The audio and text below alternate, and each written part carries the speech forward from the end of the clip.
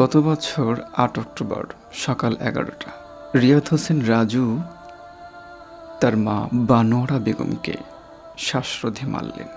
ঠিক একই দিন রাত ২টা বাবা মোহাম্মদ আলীকে কুড়াল দিয়ে মারলেন। মেঝেতে ৪ ফুট গর্ত করলেন, দুটো লাশ মাটি চাপা দিলেন।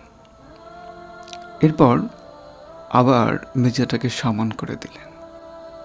রিয়াদ হোসেন রাজু ৫ বছর যাবৎ জুয়ায় আসক্ত।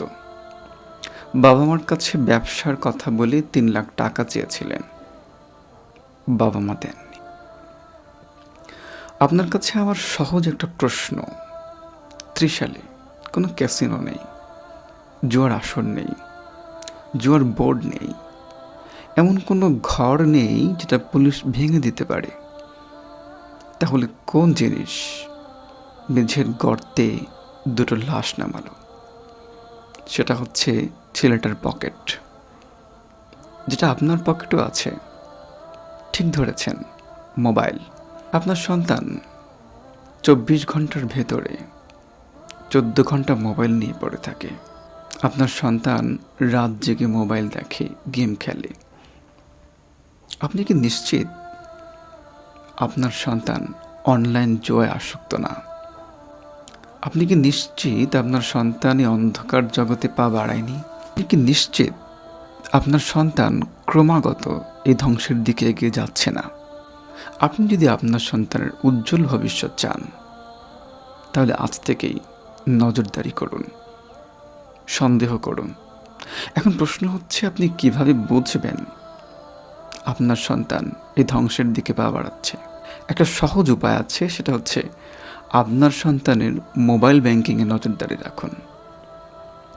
আপনি যদি দেখেন আপনার সন্তান ঘন ঘন মোবাইল ব্যাংকিংয়ে ক্যাশ ইন অথবা ক্যাশ আউট করছে এবং সেই লেনদেনের পরিমাণ খুবই ছোট, তাহলে বুঝতে হবে সামথিং রং।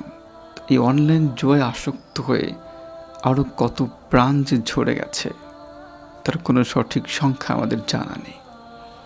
যেভাবে ঝরে গেছে যশোরের হৃদয়দেব, গাজীপুরের মিতু আক্তার, কক্সবাজারের ইমরান, শ্রীপুরের মাহমুদুল হাসান, আরও অসংখ্য নাম না জানা প্রাণ।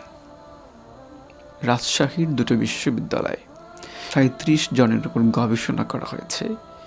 আশ্চর্যজনকভাবে এই ৩৭ জনের ভিতরে ১৬ জনই অনলাইন জুয়ায় আসক্ত এবং এর ৬৯% ঘরে অশান্তি। বাংলাদেশে একটি জনপ্রিয় সাইট আছে, আমি সঙ্গত কারণেই সেই সাইটের নাম বলছি না। বাংলাদেশের একজন সুপারস্টার, লাখো হাজার কোটি মানুষের আদর্শ মডেল, স্বপ্নের পুরুষ, রীতিমতো এই অনলাইন জুয়ার সাইটের ব্র্যান্ড অ্যাম্বাসেডরের কাজ করছেন। আপনি জানেন তার নাম কি? সাকিব আল হাসান।